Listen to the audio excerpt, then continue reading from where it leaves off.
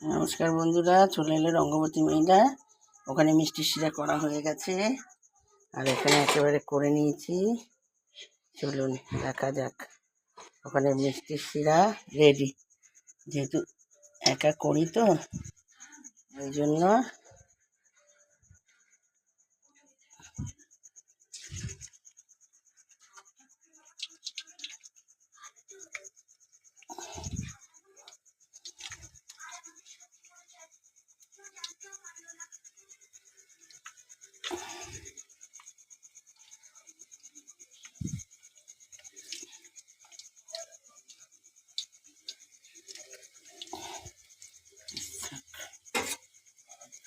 এখন হতে থাক।